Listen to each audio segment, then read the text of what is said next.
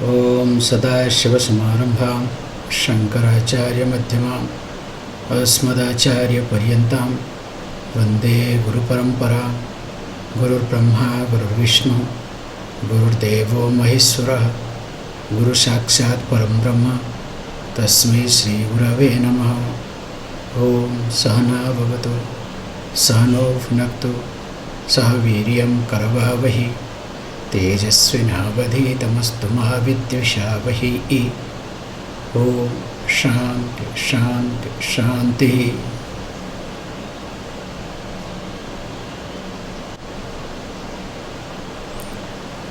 As we have been discussing that if yogi, a practitioner, wants to cross the samsara of sorrow,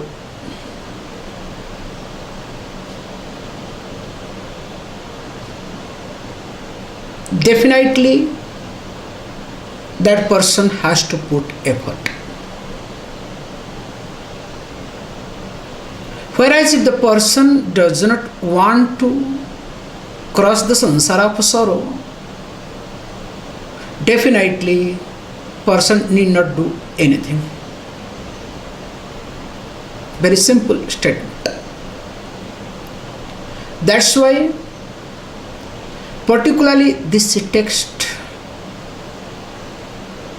demands some type of practice. And moreover, when you keep practicing, there will be some change in you. And of course, in your way of thinking, your approach, your behavior, in each and everything. Whereas if you practice superficially or once in a while, definitely this is not going to be that much helpful, because it is going to talk more and more many things. Whatever you have seen, just very less, just beginning introducing something. Let us look into the text so that becomes easier for you people to look at. Verse number 35. Amlam ruksham tatha tiksham lavanam sarsapam katum bahulam brahmanam pratah snanam taila vidahakam steyam hinsham jagadesham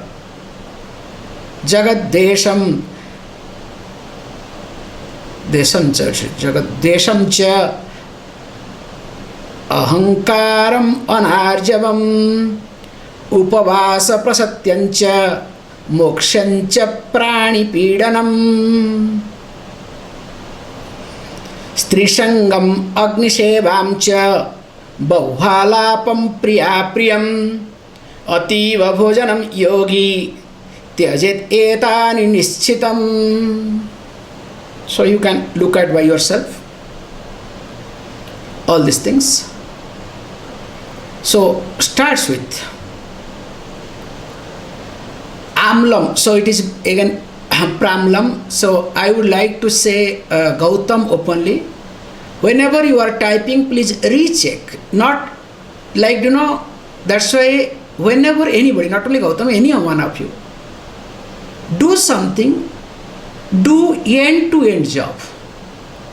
I am noticing with many of you, not able to do end-to-end job. Shows that there is no consistency in your life or living. So whenever you take up anybody, it's just Gautam happens to be on the forefront now. Just through Gautam I would like to communicate to all of you. Please do end-to-end job. Look back whether you have done right or wrong. All these things need to be analyzed carefully. Or else what will happen is, you will do a lot but deliver nothing. And that is what happens life, and I see also with me. So please make sure, especially coming to Gautam, whenever you are typing, you are supposed to read whether you have made mistake or not, or by typing mistake has happened. What happened is when something comes, editing becomes longer than typing. So I forget, leave it. So please. Okay, coming back. So there are many things we have discussed. In fact, the first verse 35 we have discussed, amlam. So that which causes acidity. Then comes ruksham, astringents, tikshnam, that is pungent, lavanam, salt, sarsapam, this mustard, related to that mustard and mustard seed, katum, we call bitter. So generally bitter things also are not allowed, and gives a list. Then says bahulam brahmanam, so bahulam brahmanam, pratasnanam, walking a lot. Pratas snanam, not smaranam, pratas snanam, taking shower bath in the early morning. Then comes taila vidahakam, roasted in the deep, let us say deep fried. See, all these things that is being taught here with one logic, that your prana should not fluctuate. If anything you do that causes your prana to fluctuate, your prana to fall down, or it withdraws your prana, or it triggers you something, that is to be avoided. In short, this is the logic. But the problem is when you yourself do not know what is prana and how to maintain, then how you know all these things? This is the problem here. That's why the person has to be sensible first before practicing all these things. At least if you are not sensible, keep practicing, you will develop sensibility. It goes both ways. Suppose if we try to do everything in a best, everything looking at shortcut, things will not move in life either. However, going next, then not only that, it says, look how it happens also mentally level. Steyam himsam janat desam cha ahankaram anarjavam upavasa asatyancha mokshancha prani pidanam. Same thing also goes on and on. Says that the person need not steal anything. So stealing is not allowed. So when it is stealing, it can be interpreted in many ways. Because when you steal or trying to get, why a person steals? The person wants to enjoy without doing anything or doing very less thing. If you observe a person who wants to steal or who steals, why the person steals? What is the tendency behind it? I don't want to do anything. With small thing, I would like to enjoy more thing. I am less privileged, others are more privileged. So let me take from them by hook or crook. So then what happens? Again your prana gets depleted. You understand what I am trying to say? So everywhere the prana aspect is there, because I don't want to get into in details. You people, the moment you start reading, you should be able to understand. This is what, the minimum things are required. However, says that, not only that, also says that himsa. So himsa here is mainly killing. Even though I put hurting, here himsa is being referred to killing. So like killing animal, killing anything. Means whoever is in front, destroy that. Whoever creates obstacle, destroy that. Whether it is an animal or anything makes no difference. Because hurting will come later on, prani pidam, so that's why I'm putting it himsa here is a killing, even though I translate it a little differently. Then comes, as you start looking it at, then comes Janadvesha. So Janadvesha means, please understand more beautifully, one has to avoid creating enmity. So that's why enmity towards any person. Because the moment you discover or you make somebody as your enemy, you keep fighting with that person mentally all the time. Morning you get up remembering that person, and you go to bed remembering that person. And of course in dream also that fellow will come up. So that means the moment you create enmity with reference to anybody in your life, definitely all your prana will be destroyed. Because these are the holes in the pot. If it is like, you keep pouring water in the pot, but there are holes. So you discover, where are the water going? Where is water? Because there is no water, because all the water is getting drained in the process. So that's why not allowing oneself to get into any enmity in life. Then of course comes that ahankara, pride. Means you cannot hold on to anything. Because when you hold on to something, then only pride comes. Before you, see, the main cause of the pride is what? Before you, whatever you hold on to, whatever you depend upon, that comes. So before you reach, let us say, I am a Swami.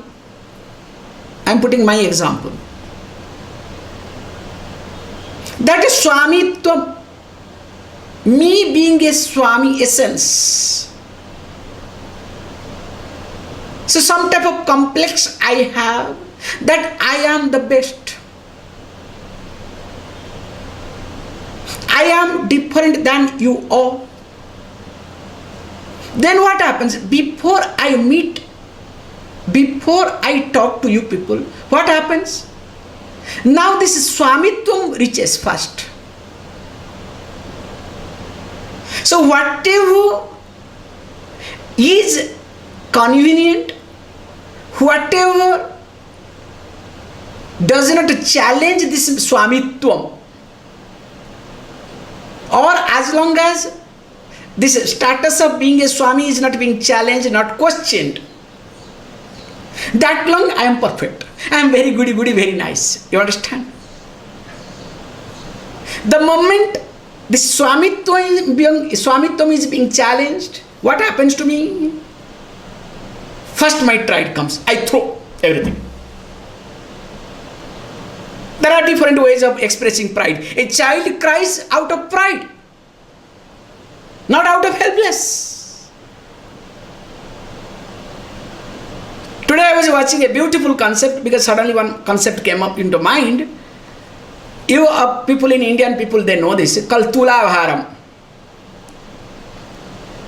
So Tulabharam means there are some occasions we do, especially, when 8 years old and all this, many times we do, or there are some exceptional cases we do. Like in the balance we'll put the person, opposite side we'll put, whether it's fruits, ornaments, rice, different things we put it. So we eat and we give it away. It's very nice actually. So in the balance it is being done, so give it away. And actually it started, Tulabharam concept to destroy the pride of the one of the wife of Lord Krishna. Satyabhama, one of the wife called Satyabhama, was very arrogant, very proud of herself. Because I am Krishna's wife, you understand? And the story I am making cut short. And of course, even Lord Krishna doesn't allow anybody becomes arrogant. He destroys in a different ways. So he created the plot, calls this Narada in an occasion, and of course ritual is going on. Then Satyabhama became very happy and all this thing, wanted to give something to, as a charity, dhanam. Then Narada trapped her in such a way, she gave Krishna as a charity. My husband. Narada said, okay, fantastic. Now, say, look, now you are my dasam. See, this is called Dondol. The Lord is now servant of the devotee here. So poor Krishna has to run behind Narada, do this, do that, okay, make it story apart.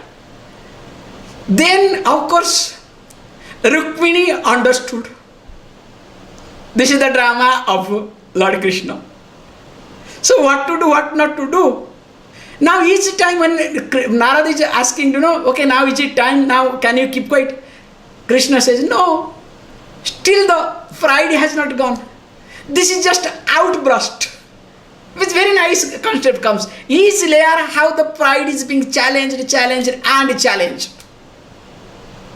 With argument. First expressing helplessness, just I was really touched when looking at. First, outburst. Helplessness. Then logic.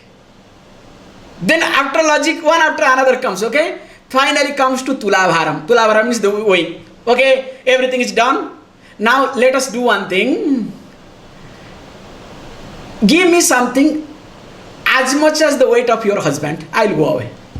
It can be flour, it can be fruits, it can be anything. Grain.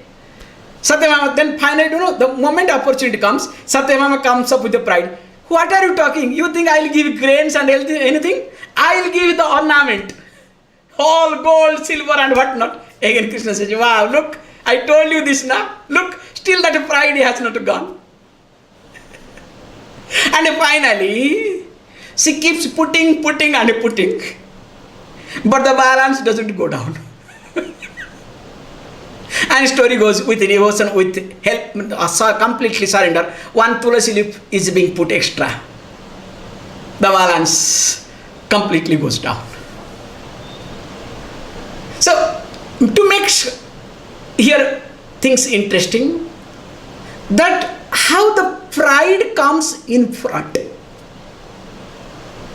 Means whatever you hold on to, wherever you are dependent, or wherever you are acquainted, all the angle you can look at.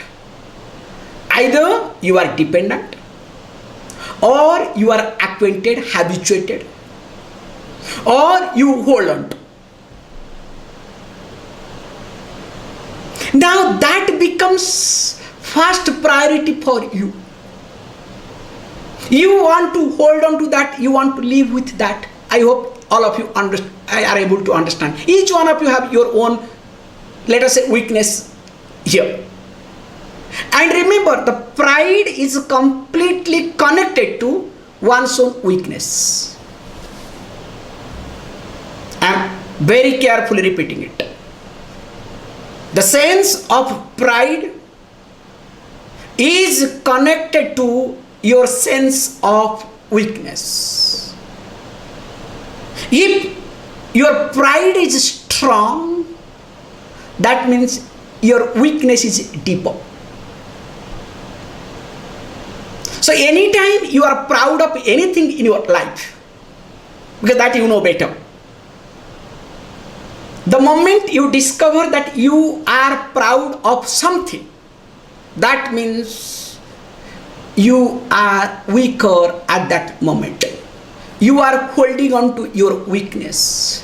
You are trying to protect your weakness. You are trying to encash your weakness. You want to avoid your weakness. You want to really manipulate or manage your weakness.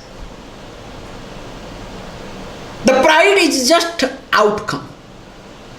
And remember, through this also you destroy your prana. Because long before you reach your weakness is already has reached the person. That's why with pride, if you approach anybody, please understand, nobody will listen to you.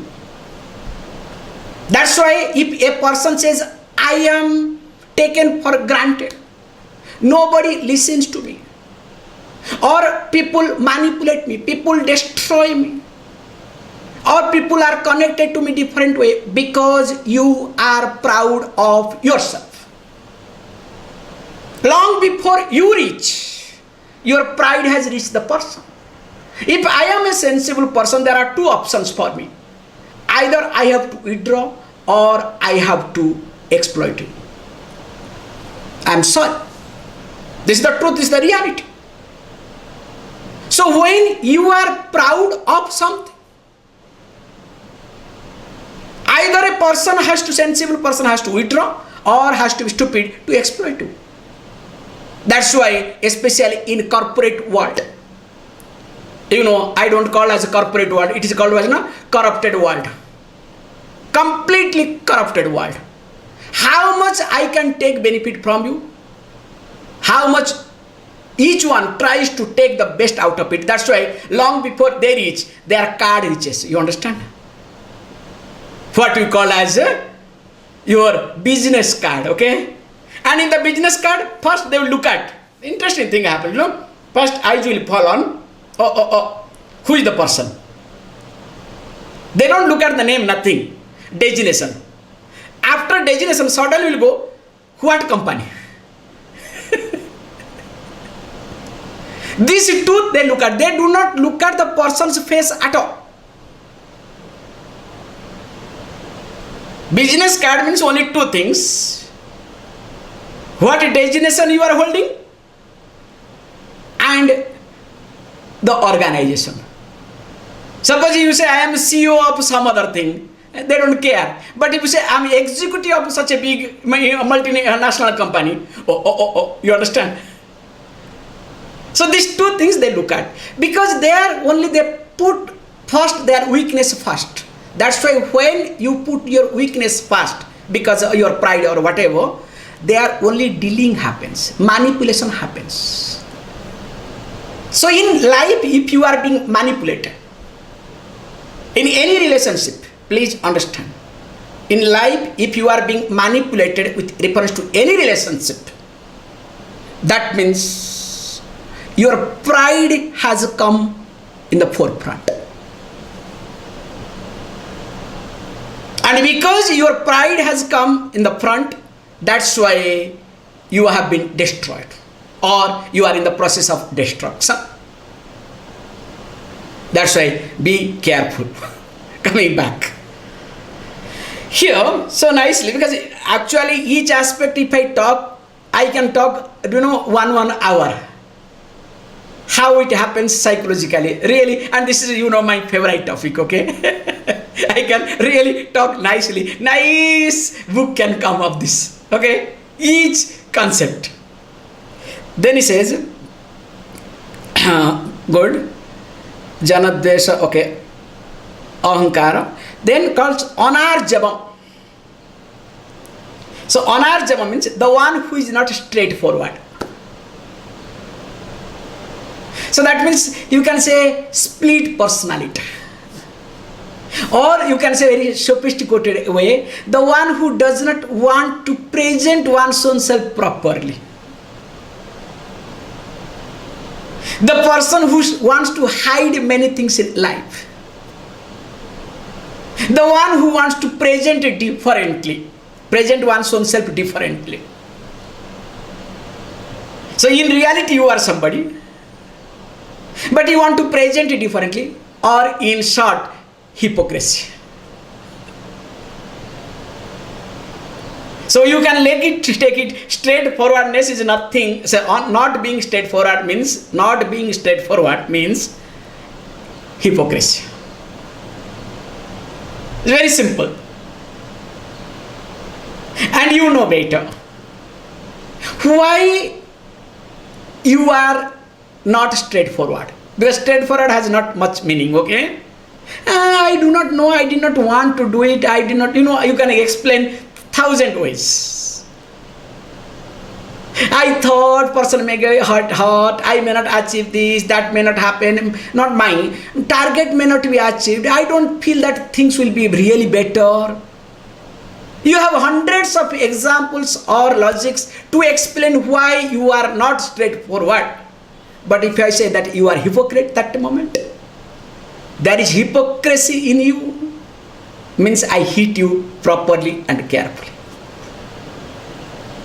So just observe this point. Why you are not straightforward? What makes you? Because there is sense of loss in you. The sense of loss is so strong in you that moment. The fear of losing. The projects, not fear of losing, the fear of projection of losing, better word. The fear of projection of losing. In reality, you may not lose anything. But there is a projection that you may lose. So when there is fear of projection of losing something, then what happens? You don't have any other choice. You want to manage the situation. And in order to manage the situation, you can do anything you want. Sorry.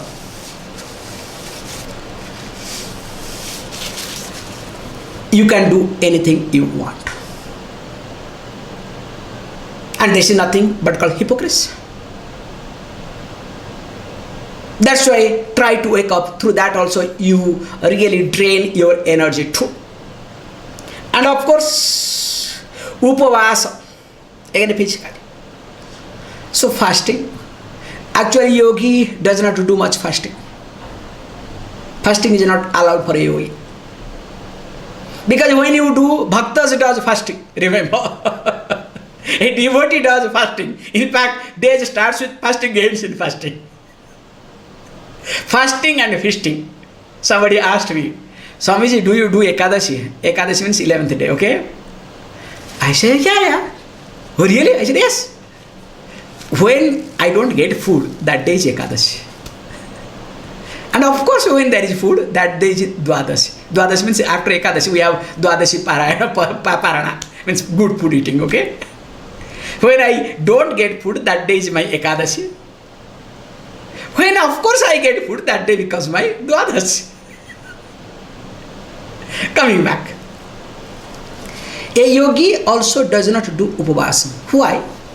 When you do upavasam, now the energy is entirely different. And after that, when you eat, definitely the outside prana will increase very fast. The moment it boosts, let us say, definitely it will create a lot of fluctuation. So many things are there. That's why traveling to place is not allowed. That's why if you observe any acharyas, they are supposed to maintain the prana. These other things are being done. First of all, they do not travel much, number one. Number two, wherever they travel, they make sure long before they reach the house and everything is being maintained beforehand. All these things are done. If you look at a lifestyle of any acharya, is nothing just to maintain the prana. They don't do anything, but the system takes care of their prana. Very clever. System is very clever. They don't do anything. I'm sorry to say, many of them they do not do anything. But their prana is being maintained. That is how the system they created. That's why one should not be critical of the lifestyle of all these acharyas. Because especially present generation, oh, they are very critical of what is this nonsense? What does he think of himself? Please understand. Try to understand the background. Try to understand the logic behind it.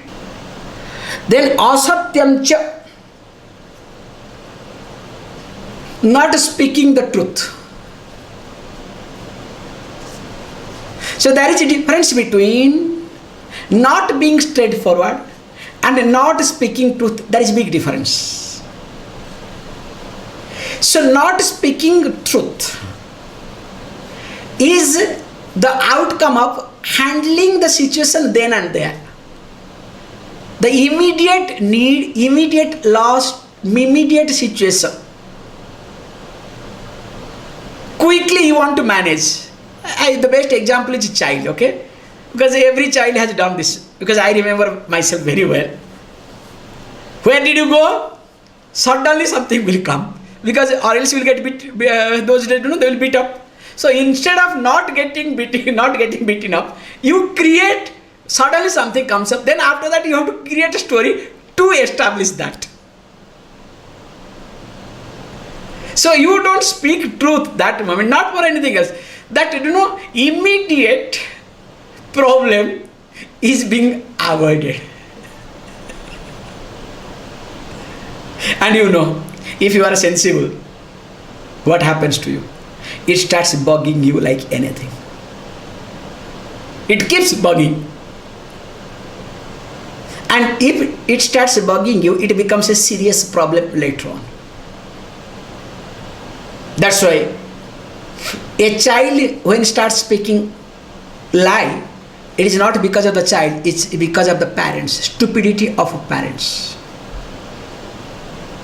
Either they teach, please understand, most of the parents teach a child to tell lie. We have a beautiful example. If somebody comes and knocks at the door and open, then they say, okay, look, if uncle is coming, tell that father is not there. Father will tell. Tell uncle, father is not there. Then the child will go and say, father told, father is not there.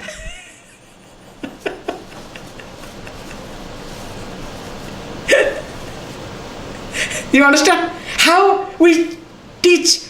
Most of the parents, please, I always say very carefully, okay, apart from their previous samskara, that is another thing, let us not bring to that aspect. But most of the cases, child tells lies because of the parents. If the parents become stupid, poor child has to survive. As long as the child is dependent upon the parents, has to find out the different means and ways to survive. And in order to survive for a child, what is the option other than telling lies? That's why the child becomes master in lies. You understand?